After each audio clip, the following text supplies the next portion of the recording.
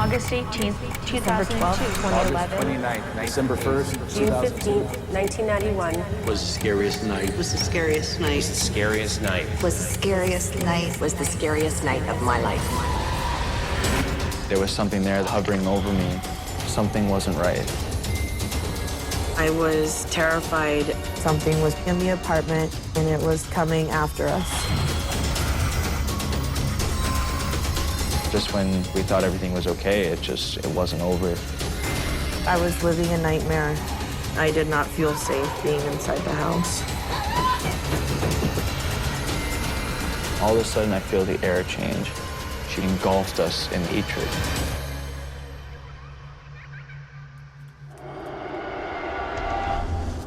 "11 years ago, when I was 5, I had an encounter.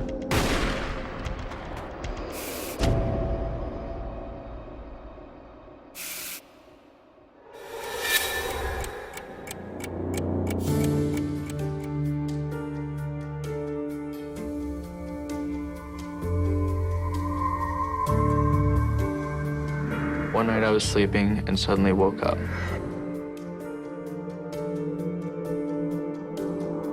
I remember waking up and I saw a little girl standing in my room. She was standing near my bedroom door. She didn't seem to be a threat. I sat up and I rubbed my eyes in disbelief.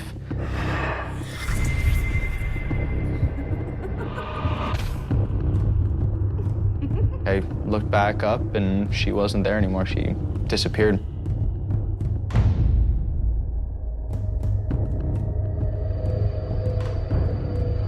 That was the last time that I saw her.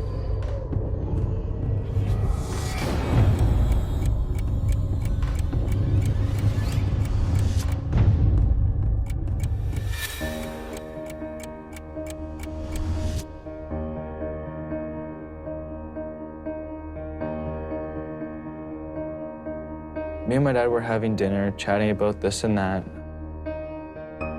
A little bit of school. I was telling him how well I was doing. He was pretty proud. Any plans for tonight? Homework or anything? I was actually having Emma over later. Emma? I told him I had my friend coming over. Me and my dad, we get along. It's a good relationship we have.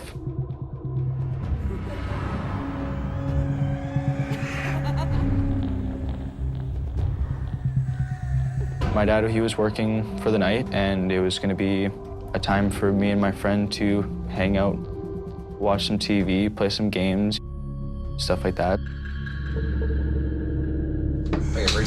My dad worked the night shift, so right after dinner, he left for his shift. Clean this up for me? Thanks, bud. Have a good night. Just don't mess up the house.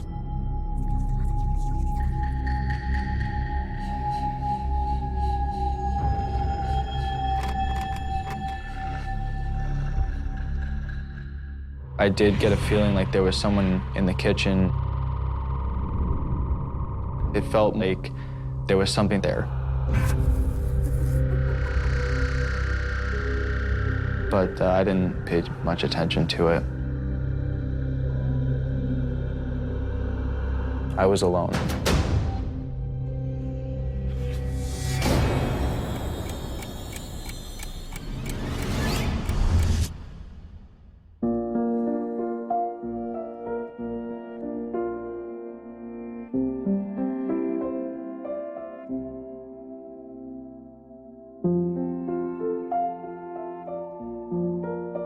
Hey, Emma, how's it going? I was up in my bedroom, making sure that all the plans were still good with Emma. Anywho, what time are you thinking about coming over? I don't know, I'm just waiting for my dad. Okay, you getting a ride?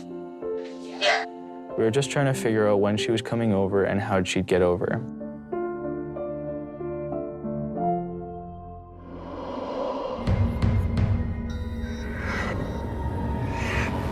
I was grabbed on the back of my thigh.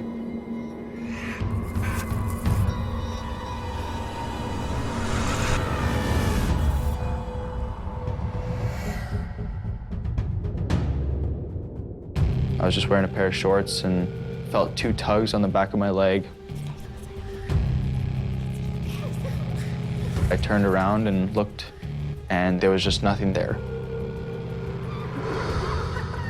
I didn't want to scare Emma, so I never really said anything.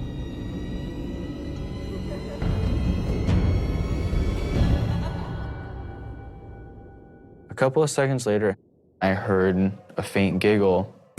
I wasn't sure if it was something outside or if it was something inside, but I definitely heard a laugh that I've never heard before.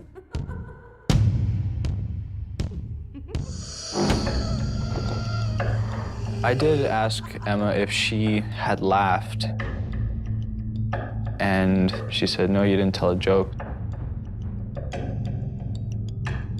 But I've never heard this laugh before. It was inside the house. It was almost like it was right behind my head. So it was pretty creepy.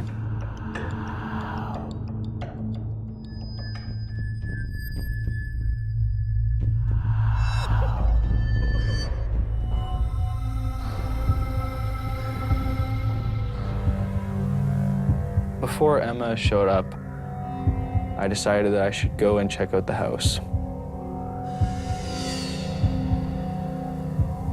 I don't know exactly what I was looking for. If I really felt there was someone in the house with me, but I wanted to be satisfied that I was alone.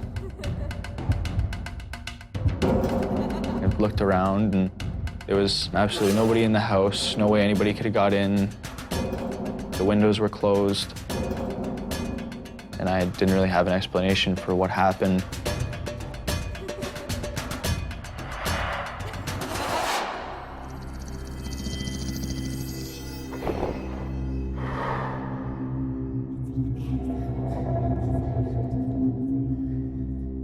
Before Emma showed up, I got changed, put a shirt on after I took a shower and, cleaned up a little bit.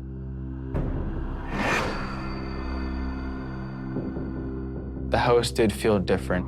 It did feel like it wasn't just me there at the time.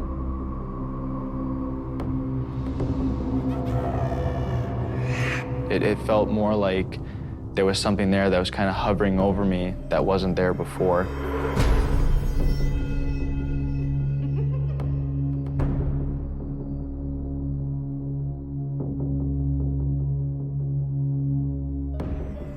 I was kind of on edge, and I don't know if my mind was playing tricks on me or what happened. I wasn't thinking straight. I got a hold of Emma and said everything was good to go. She sent me a text saying that her dad was giving her a ride and would be picking her up when she's ready to go home.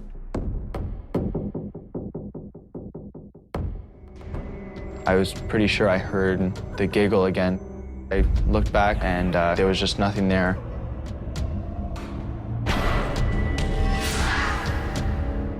I looked down the hallway and there was nobody there.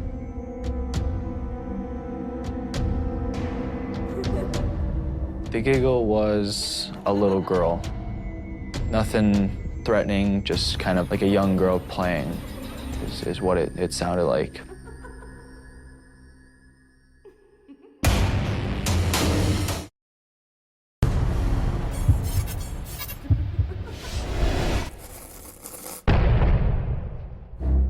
The house did feel like there was something there that was kind of hovering over me.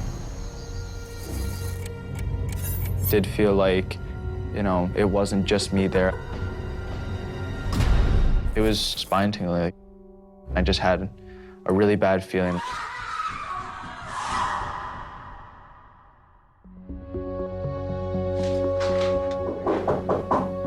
So Emma shows up maybe 15 minutes later.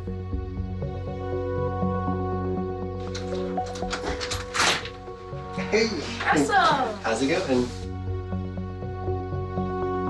As soon as she comes in, I grabbed her jacket, put it in the closet, and we sat down on the couch to start watching TV.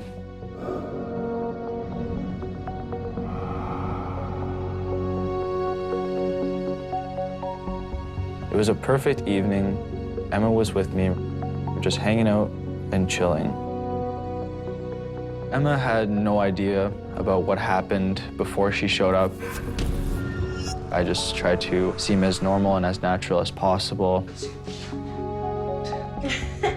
Great. She has no idea that I heard what I heard and that I got tugged.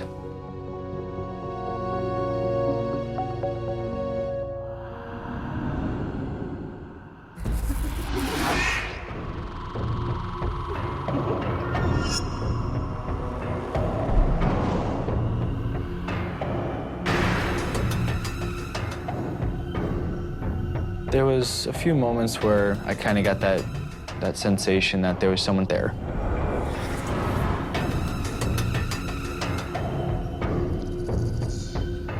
I kept turning around expecting to see somebody when it was just the two of us, and she was right beside me.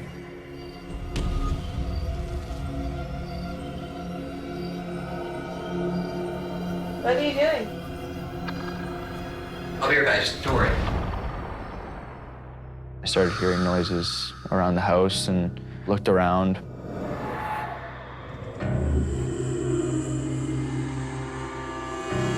I looked upstairs.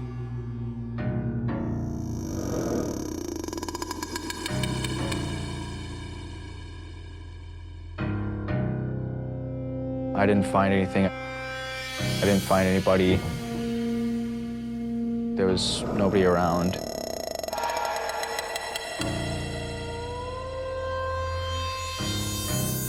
I kept telling Emma, you know, there's nothing to worry about, everything's fine. And I just sat back down and we continued to watch TV. Where are you hearing it?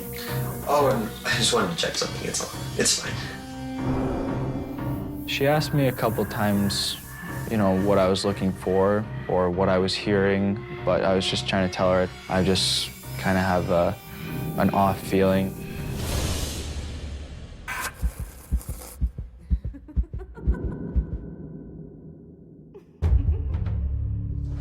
Okay.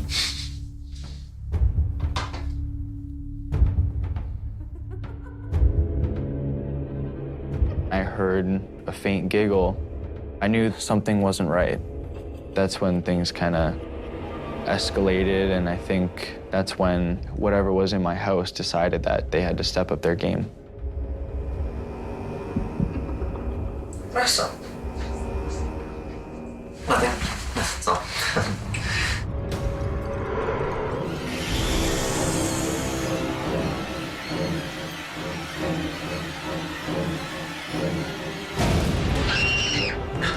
What happened? What's wrong? Emma screamed. Shoot, okay, yeah, 1 second. Something scratched her leg.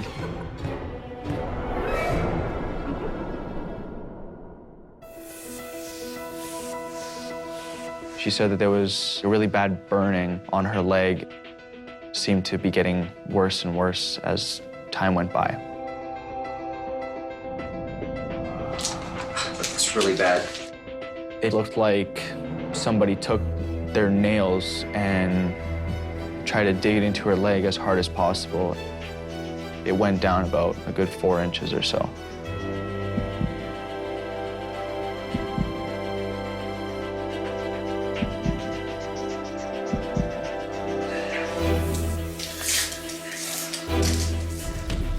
All right, there we go. Okay. You have any pets? After the attack, she was asking, is there somebody here, or do I have any pets? I don't have dogs, cats, or anything. There was really no explanation as to what it was and what's going on.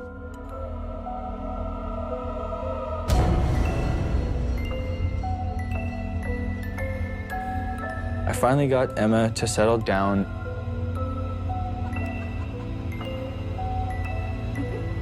And immediately I heard a little girl giggling mischievously. Did you hear that? It was spine-tingling. It was the same giggle I heard earlier.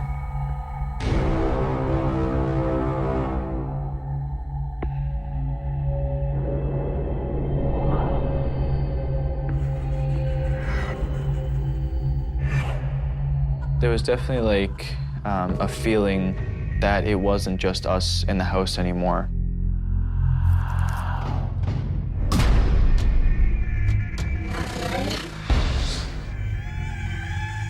That's when I heard the little girl speak for the first time.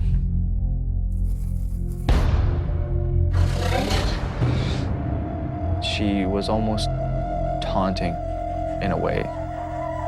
It wasn't like a little child asking, "Do you want to play with my toys?" It was like a little girl saying, "Do you really want to play these games with me?" in a very threatening way. You hear that?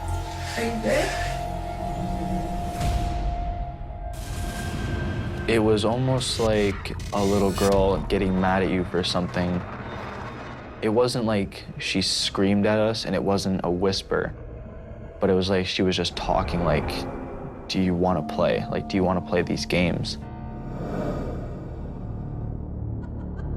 It was almost like she was challenging to a game that she knew she'd win.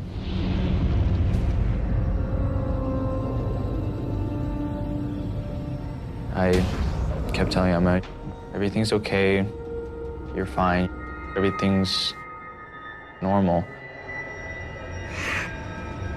At the same time, a part of me was like, you know, she got scratched, where does it go from here?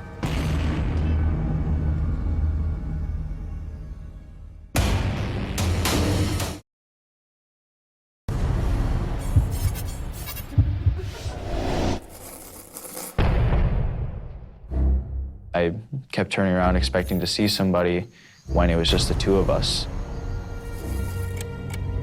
Something wasn't right. Whatever was in my house decided that they had to step up their game.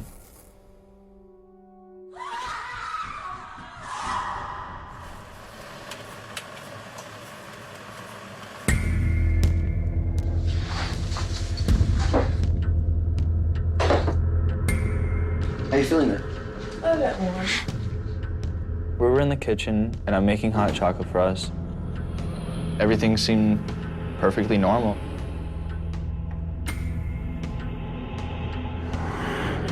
We were laughing, having a good time.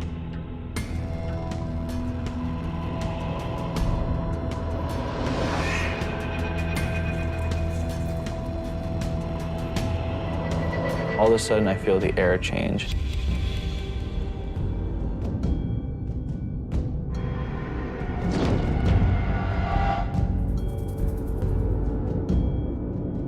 She's back.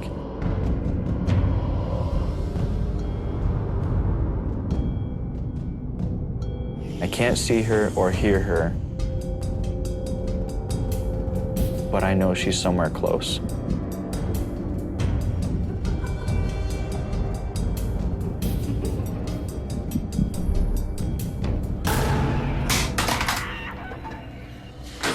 Did you see that? It's okay. The phone flew across the kitchen. Just when we thought everything was okay, it wasn't over.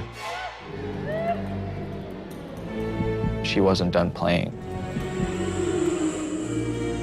When the phone flew across the kitchen, that's really when Emma started to realize that it wasn't just coincidence, it was really something paranormal.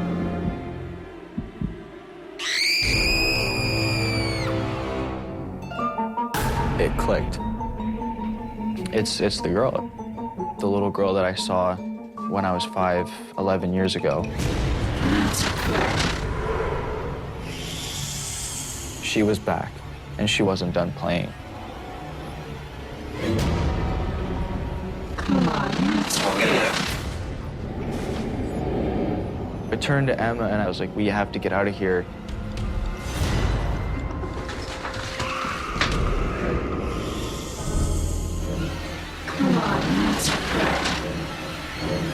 She was exactly as I remember. It's like she just attached herself to me and wanted to keep me for herself. Let's play.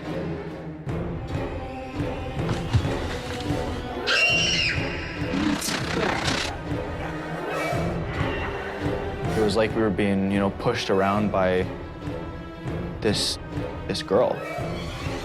We definitely felt trapped in the house. Eventually, we realized that the front door seemed like there was just nothing there, almost as if she forgot to block it. We grabbed everything, our coats, jackets, ran out of the house.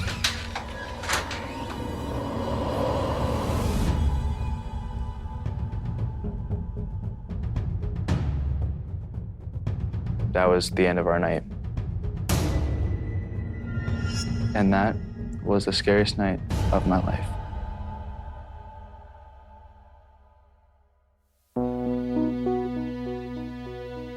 This was the first time I've seen a little girl since I was 5 years old. She definitely had more of an attitude of, you know, he's mine, don't touch. You touch, I hurt you. Since I could see her and I had a connection with her when I was 5 years old, it's like she just attached herself to me and always wanted to protect me from anybody and keep me for herself. Almost not realizing that she isn't actually alive anymore. I believe what had happened to Emma happened because the little girl wanted to keep me for herself. There hasn't been anything that's happened since, but I haven't had any female friends over, just guys, and there's never any problems.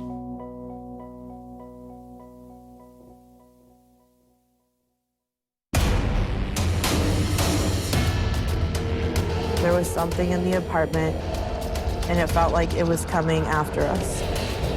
I smelled a horrible smell, like something had died.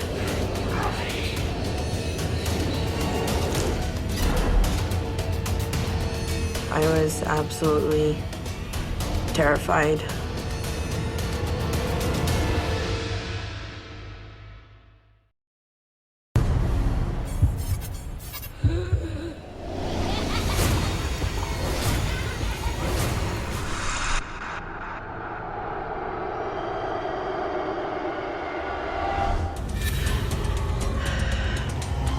My husband, Alan, and I were recently married, and we were looking for an apartment to move in to together.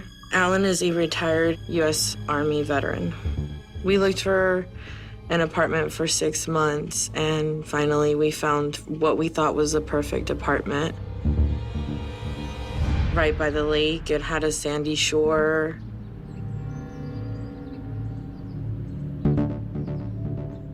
It was a 2-bedroom apartment. It had great lighting inside, huge bedrooms, and a lot of space. It was exactly what we were looking for to start our lives together.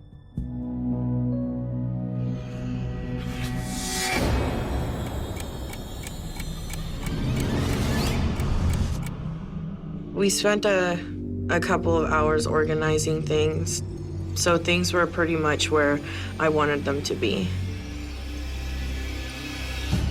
We were exhausted after that long day, and I was actually very anxious to go see the lake. We sat on the grass and enjoyed the view. We were outside for maybe about 45 minutes.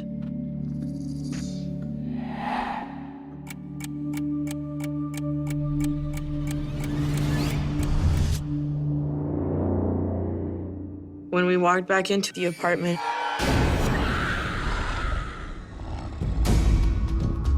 our furniture had been flipped upside down, and there were clothes everywhere.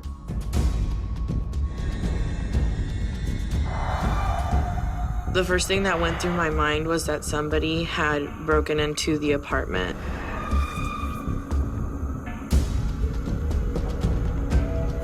We were baffled. We locked the door when we left, didn't we? We locked it. I know we did. Alan looked through the entire apartment. Our patio door was closed. There was no force of entry in our front door, and everything was shut. We were living on the 3rd story, so it was pretty impossible for anybody to break in. We were only outside for 45 minutes, so it didn't make any sense how there could be this much damage done.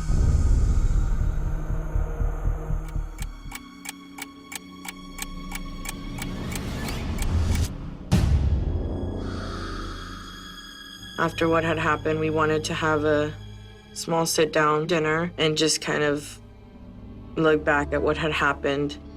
So I started cooking dinner, and Alan started picking up around the house.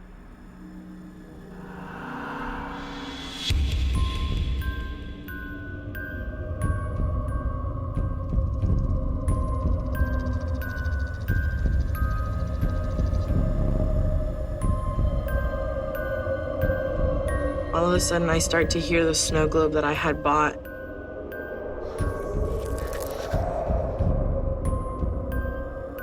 Alan?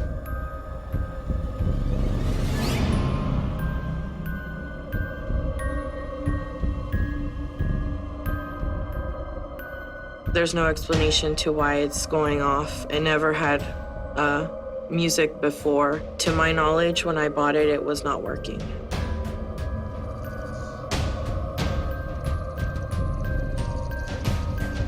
I had bought the snow globe at a nearby garage sale. I had asked my husband if he had fixed it, and he said that he would never touch the snow globe because he didn't like it. When I went to go turn it off, before I touched it, it shut off. The globe shut off by itself. I was very confused. I couldn't find an explanation as to why it was playing.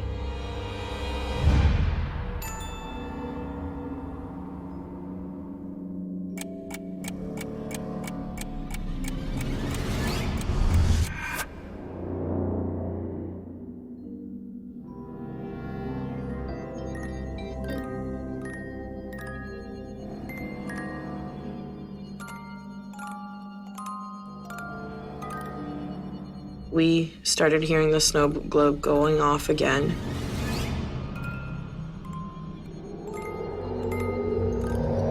At this point, I start getting very, very uneasy.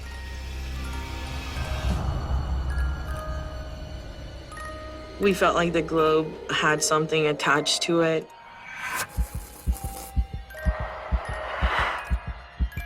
We didn't know anything about the person that we had bought it from, so it could possibly have had something attached to it.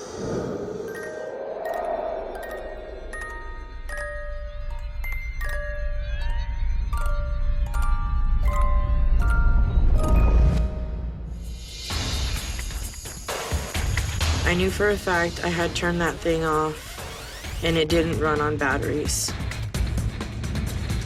Alan tried to smash it, but there was no way.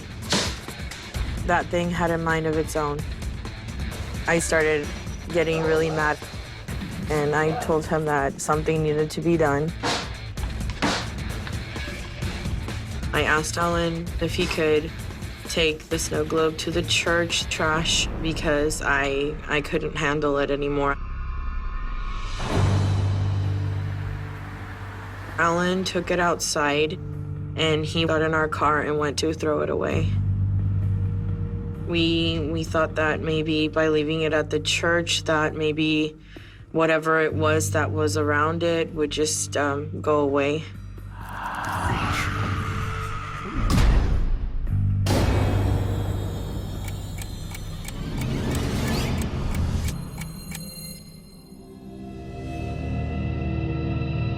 After Alan leaves, I'm still cleaning up around the house, trying to get it back to the way that it was. I was cleaning up all the books that had been thrown on the floor. I did not feel safe being inside the house.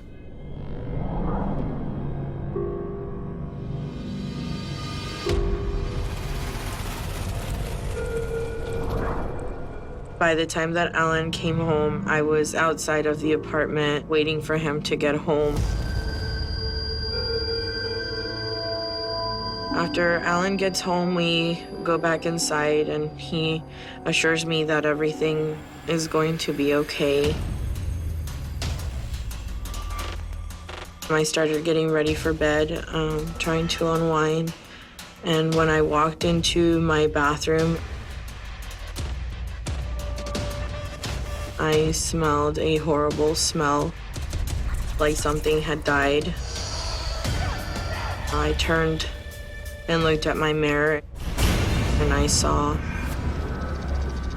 you, Alan. It looked like blood. Alan!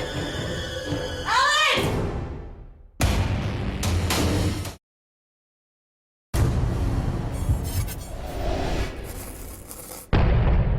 Our furniture had been flipped upside down. I was very uneasy. When I walked into my bathroom and looked at my mirror, it looked like blood.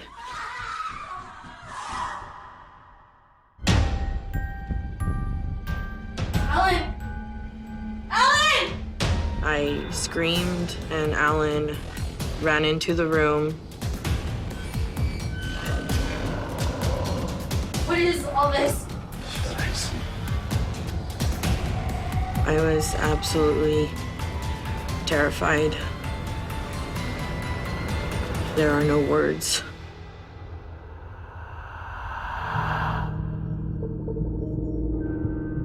At this point, I didn't know what to believe.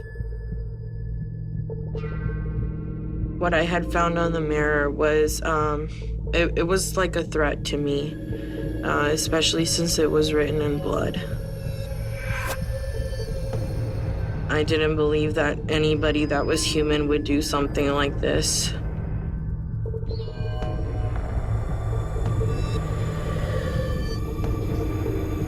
I knew that this was something inhuman and demonic.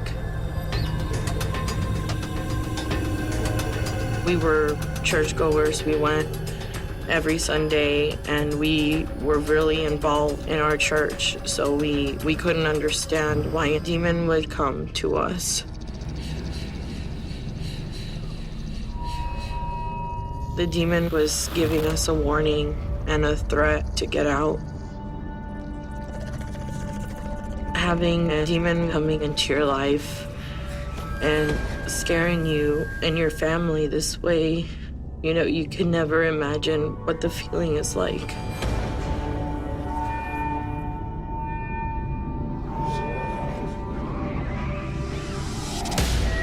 It looked like the demon had put their finger on the mirror and let the blood drip. It was not a bright red color like paint would be. It was dark and it smelled.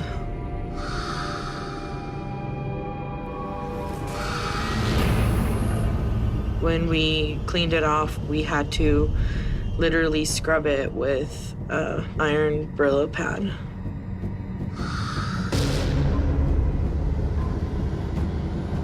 It took us about 2 hours to scrub that blood off.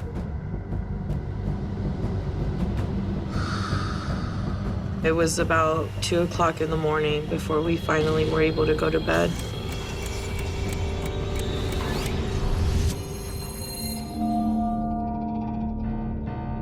We were completely exhausted. It was just time to let this rest.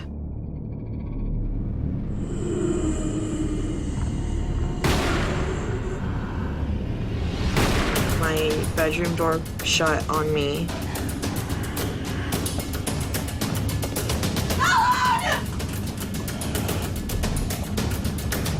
And it's not opening.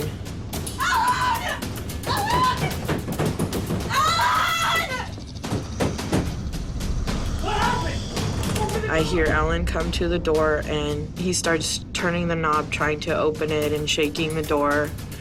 I can hear that he's trying to force his way in.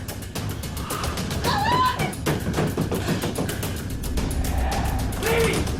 What's happening? I'm coming through this! You're gonna be okay! I screamed. Baby! Then there was a pressure on my chest, pushed me down to the ground.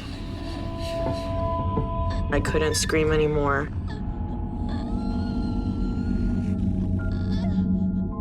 I was laying flat on my back.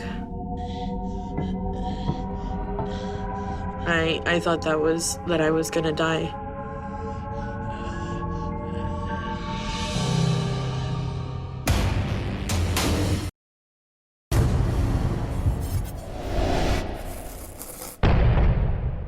I screamed. The demon was giving us a warning to get out, written in blood. My bedroom door shut on me. I thought that I was gonna die.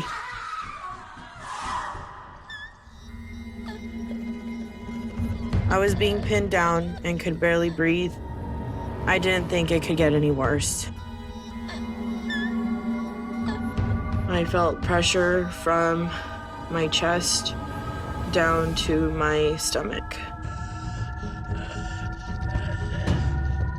I thought that I was gonna die. I thought that was the end.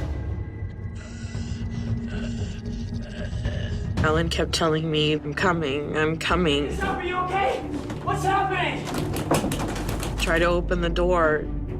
Are you okay? Can you get up? I wasn't responding.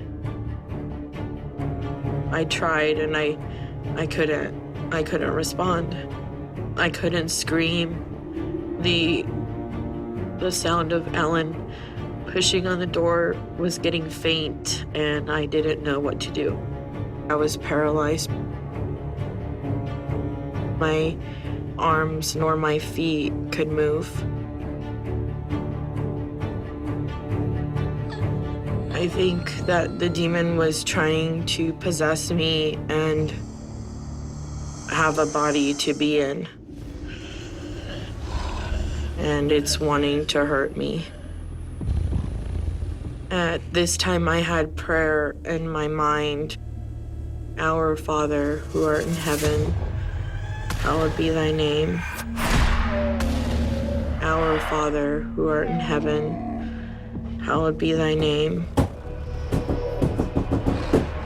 Our Father, who art in heaven, hallowed be thy name.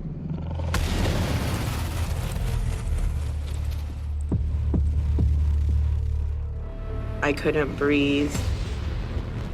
And I thought that was the end for me.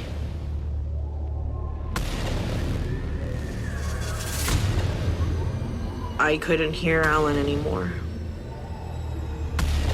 He tried everything to open the door. The demon was pushing against the door and wasn't allowing him to go in. I was able to hear Alan kick.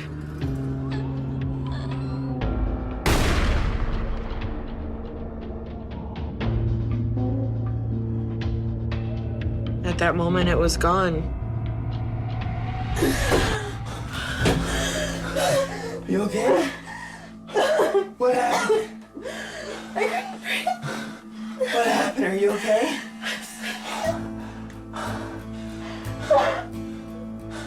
I felt released of the demon.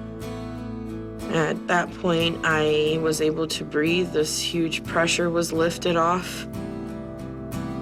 I am extremely happy that I am with him and relieved that the demon allowed me to go. We couldn't spend another minute in there. I didn't care where we were going, but we had to leave.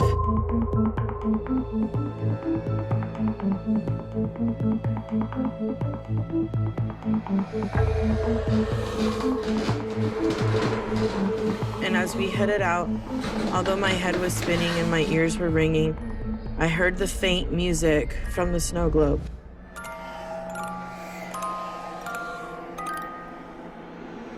Alan was sure that he threw the snow globe out at the church dumpster. We didn't know what to think.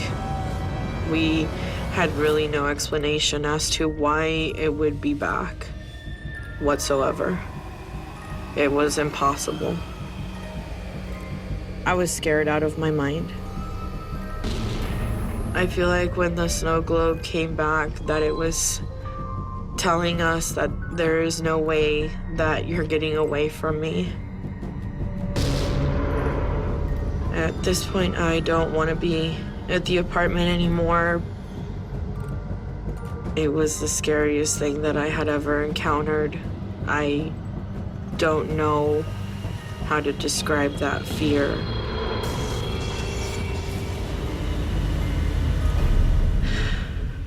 And that was the scariest night of my life. We couldn't understand why it was happening to us. I don't think there was really an explanation. We were churchgoers. We went every Sunday. From everything that I had believed in growing up, I knew that this was something inhuman and demonic. After that night, we left. We've never gone back. I think that the demon was trying to possess me and have a body to be in. You know, you could never imagine what the feeling is like.